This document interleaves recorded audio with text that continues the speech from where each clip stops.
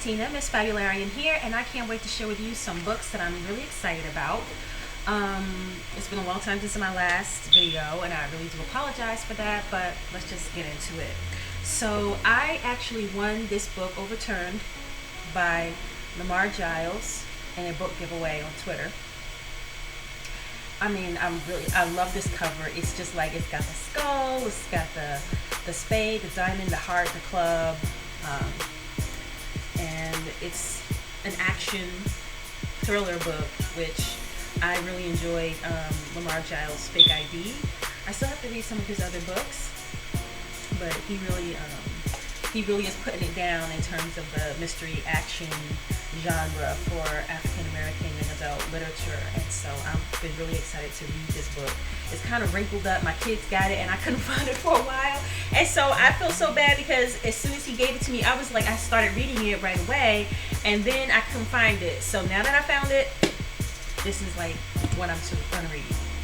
Also, I'm really excited. I have an arc here of Little Lion by Brandy Colbert. I'm so excited to read this book. This book has been like one of my most highly anticipated books to read for 2017. This year is probably going to be the last year that I can talk about African American young adult literature, because I'm going to be on Carter Scott King Book Awards committee next year. So I'm going to be very limited in what I can talk about, and it's going to be very sad. So there's that. Another one that I've been wanting to read that I've had my eye on, I've been hearing a lot of good things about, is Bluebird by Attica, Locke. Everybody is just talking about how wonderful this book is, and so I really need to just get started reading it. I have not read it yet, and I'm really excited. It just was published September 12th, so this is next. I'm on the mock prints on Goodreads, and I think this was the book for September, or it could be the book now.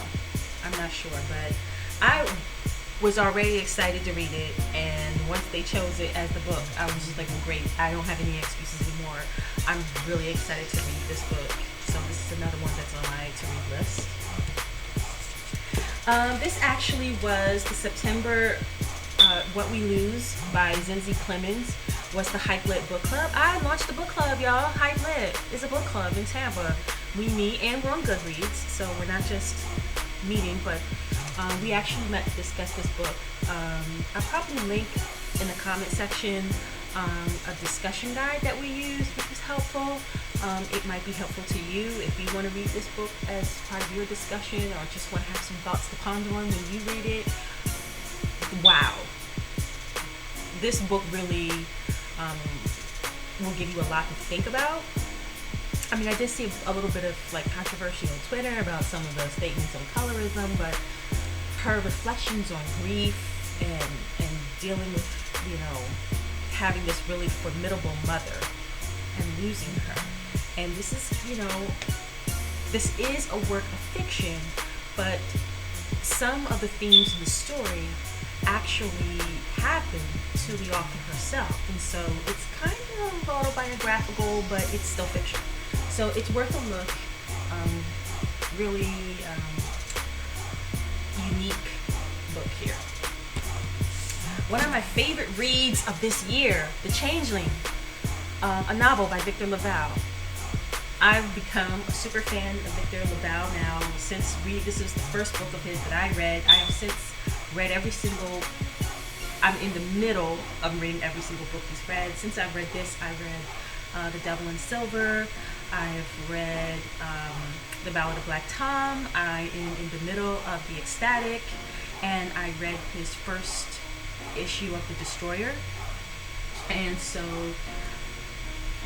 I will never miss another Victor Lavalle book that comes out ever again. This book is about a bookseller and his wife, who they start a family. It kind of takes you to the bookseller.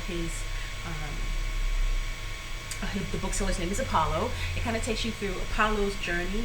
His parents, him being biracial. His father just like fleeing and disappearing and leaving the family, and the mother growing up and being a single parent, and him kind of like trying to come to terms with that, then getting married, then facing that abandonment that he faced in his life with his own baby. Add to that the pressures of social media and society. His wife is a librarian. Shout out to librarians. His wife is a librarian, but after the baby is born, she starts to go through some postpartum depression. She had her own traumas from her own upbringing that she's now bringing into the marriage and into her motherhood. And she brutally bludgeons her baby.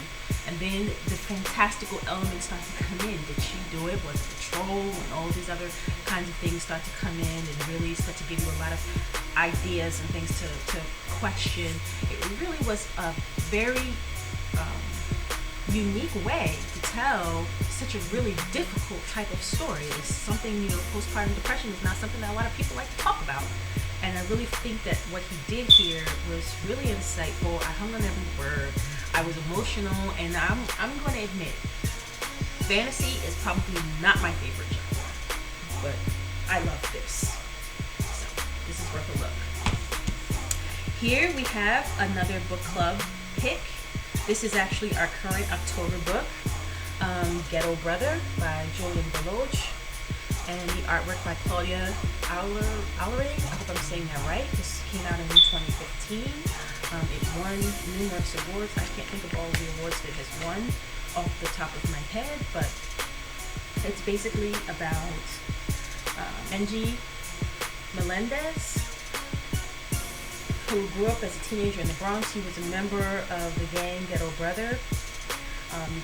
Gang culture was extremely pervasive in the Bronx during the 1970s, and it talks about how the murder of one of the Ghetto Brother gang members kind of inspired Benji to call this gang truce in the Bronx, which kind of laid the foundation for hip hop. Benji Melendez was a Puerto Rican, a New Yorican, but he had Jewish roots, and he had no idea about his Jewish roots. And the book talks about how he learned about his Jewish heritage, and you kind of learn some of the little known facts about Jewish influence in Puerto Rico. So this was a very unexpectedly timely. I didn't expect it to be as timely as it would become, given the crisis that has happened in Puerto Rico. But this was a really interesting read. Our book club meeting for this is going to be on October 29th, and I look forward to discussing this book. Gork, the Teenage Dragon. I started reading this. I got to attend an author talk. I went to the Oxford Exchange. Shout out to the Oxford Exchange. It is my favorite place in Tampa, Florida. It's a bookstore, eye store, tea shop, coffee shop. It's fabulous. It looks like all the literary giants and some fictional ones like Sherlock Holmes and Harry Potter go in there and have a party. It really is fabulous. I went to this fabulous place and I got to hear Gabe Hudson speak about his book. I also got to buy a copy of the book. I didn't stick around to get it signed. But yeah, there's a Warby Parkage. They give you this books. I don't know if you can read it. It's probably like completely useless, but they give you this bookmark. And so this is another one that's on my to read list. It's kind of an interesting story about a dragon, a YA dragon. So I'm interested to read that. And here we are at An Unkindness of Ghosts by River Solomon. I received this art from Attica Books. Thank you. Thank you, you guys, because this is going to be the Blurred Book Club in the month for October. Live tweet October 30th at 7 p.m. and I'm excited to do that chat. So I hope you join me. Hashtag Blurred Book Club. We're going to be discussing this book, which is a debut for River Solomon. I'm really excited. This is a science fiction book. I did get a chance to start this book before it was voted on by the members of the book club on Goodreads, and I'll probably put that down in the comment section as well, so that if you'd like to check out the Blurred Book Club on Goodreads, you can do that. I'm a member of a lot of book clubs, y'all. I'm a member of a lot of book clubs because book clubs are fun. So see if you can find one in your neighborhood. See, get you some book reading friends, like I do, so you will have people to talk about all these beautiful books with. And I'm really looking forward to this one. Also, I can't find my copy of Hunger. I can't find my copy of Hunger by Roxane Gay.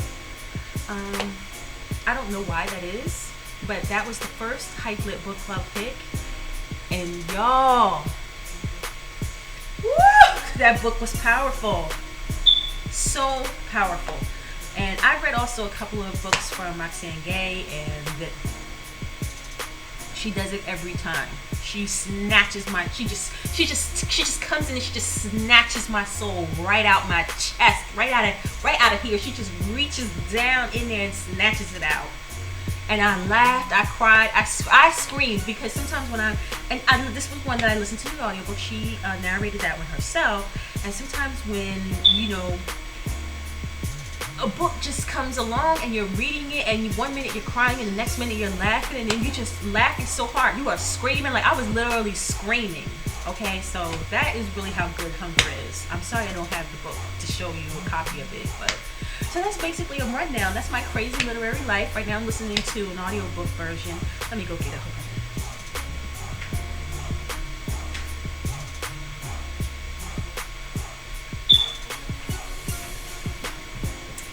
So I borrowed this one. What happened? What the hell? What? Y'all, what happened? I need answers. So I decided to listen to this audiobook by HRC. I need answers. What's going on?